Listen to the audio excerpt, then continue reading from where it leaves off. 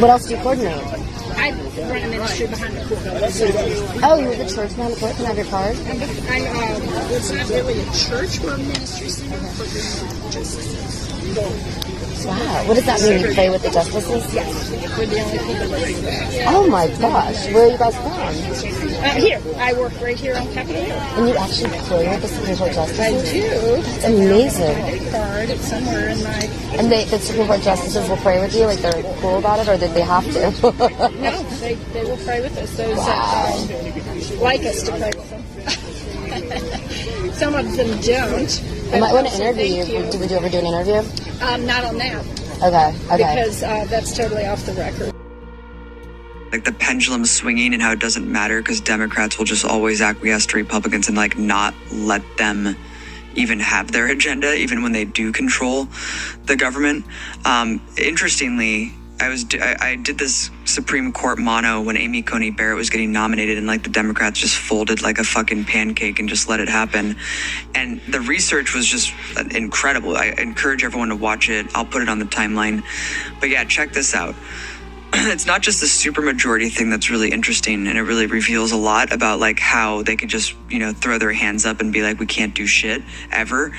But check this out. In the past 50 years, this was in 2020, so I know that they're, obviously, Ginsburg died. But in the past 50 years before Ginsburg died, the Democrats had only been able to get 4 justices appointed compared to the Republicans' 15. Despite the pendulum swinging back and forth on which party holds the White House. And I think that is very instructive of how this whole operation works. It's the same with the gerrymandering, the Republican control, and just like the Senate being able to dominate so much of our political landscape when they represent so few people. It really comes to light. I mean, our rights are being completely stripped in front of our eyes. And the Democrats just throw their hands up and say, you have to vote harder. And our planet is on fire and we don't have fucking time. And it doesn't matter how hard you pull that fucking lever. No. Right? I mean, I think it's pretty much over at this point. It's really, I think we have to acknowledge on some level that whatever game that the right is playing, it's like chess. And whatever game like the apparatuses are that call themselves the left or, the counteracting force in this country are like playing checkers. We've been outmatched and outgamed somehow by whatever this is. I'm not saying it's the Republican Party. I just mean like by that force. It's I don't really understand. You just have to fuck, man. It's crazy, dude. The fact that Biden is president, the fact that he is overseeing the control of Congress, and the fact that their answer to this leaked Roe v. Wade memo, right, coming out of Scalia's office, I guess, that basically said that, yes, Amy Coney Barrett, all of this was exactly as we had thought, that Roe v. Wade is on the chopping block. And it's not just Roe v. Wade, it's gay rights. It's basically anything else that, I don't know, whatever the fuck Scalia and his Federalist Society fucking psychopathic cult members think is like an affront to the Constitution from 300 years ago. That's all on the chopping block, Robbie. So what did Biden do in response? Well, just vote. You just gotta fucking vote harder, because when we have a supermajority, then we can maybe codify Roe. Wow. Even though he promised to codify Roe in the fucking campaign, even though Obama had the supermajority.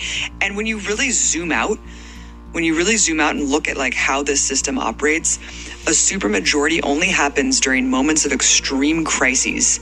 The Bush administration, war on terror. Before then, it was like the hippie movement. And before then, it was the Great Depression. They only have a supermajority every like 30 to 40 years.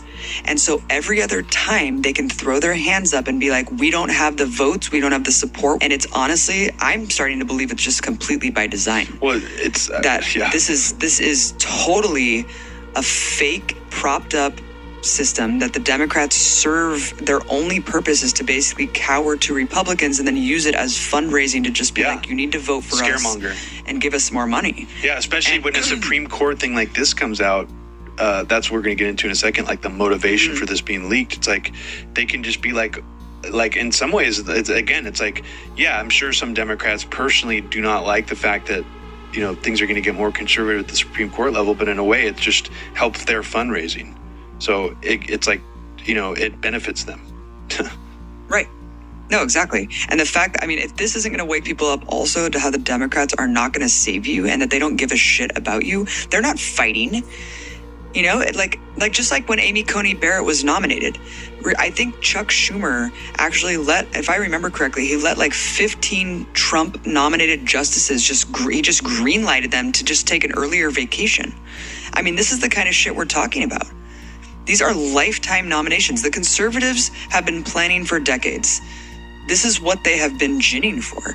This is all that they've been gunning for, because they know that they don't have the majority in the country. They know that they've rigged all of this shit to just maintain power. And if they maintain power in the courts, that's really all that fucking matters. Because even if you have someone like a Bernie Sanders who did follow through on, let's say, his executive orders, or let's say did miraculously pass Medicare for all, the Supreme Court would just overturn it. That's the way it has been set up. And I think that it's taken me a really long time to really realize it for the naked truth of it all, of how actually, of course we've always known it's rigged, right? If you believe that 9/11 was at least allowed to happen, it's hard for you to really believe in the system at all. But it's really taken me a long time to really understand how fundamentally rigged it is. It sounds obvious to say it, but it is. It obviously is.